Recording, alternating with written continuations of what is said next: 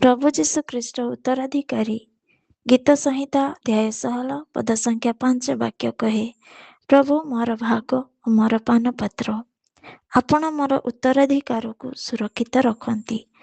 ଏହି ପୃଥିବୀରେ ଲୋକମାନେ ଧନ ସମ୍ପତ୍ତି, ମାନ ସମ୍ମାନ ଓ ଅଧିକାରକୁ ନିଜର ଉତ୍ତରାଧିକାରୀ ବୋଲି ଭାବନ୍ତି, କିନ୍ତୁ ଏସବୁ ଗୋଟିଏ ଦିନରେ ଶେଷ ହୋଇଯାଏ। କିନ୍ତୁ ଯଦି ଆମର ଉତ୍ତରାଧିକାର ସ୍ୱୟଂ ଯୀଶୁଖ୍ରୀଷ୍ଟ ହୁଅନ୍ତି, ତେବେ କେବେ ବି ଆମେ ଗରିବ ହେବୁ ନାହିଁ। ସାଧ୍ୱୀ କ୍ଲାରା ଏହି ସତ୍ୟକୁ ଯୁବାବସ୍ଥାରେ ହିଁ ବୁଝିପାରିଥିଲେ, ତେଣୁ ସେ ଯୀଶୁଙ୍କୁ ବାଛିଲେ।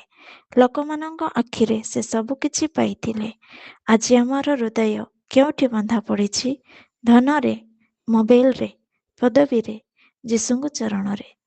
ଯଦି ମୋର ଉତ୍ତରାଧିକାରୀ, ତେବେ ଦରିଦ୍ର ମଧ୍ୟ ଆମର ଶାନ୍ତିକୁ ଛଡ଼େଇ ନେଇ ପାରିବ ନାହିଁ, କାରଣ ଆମ ପାଖରେ ସର୍ବଶ୍ରେଷ୍ଠ ଧନ ଅଛନ୍ତି ପ୍ରଭୁ ଯୀଶୁଖ୍ରୀଷ୍ଟ। ସାଧ୍ୱୀ କ୍ଲାରା କହୁଛନ୍ତି, ଯେଉଁ ହୃଦୟ ଖ୍ରୀଷ୍ଟଙ୍କୁ ପାଇଛି ସେ ଆଉ କିଛି ହରାଏ ନାହିଁ, କାରଣ ଯୀଶୁଖ୍ରୀଷ୍ଟ ହିଁ ଉତ୍ତରାଧିକାରୀ। ଧନ୍ୟବାଦ।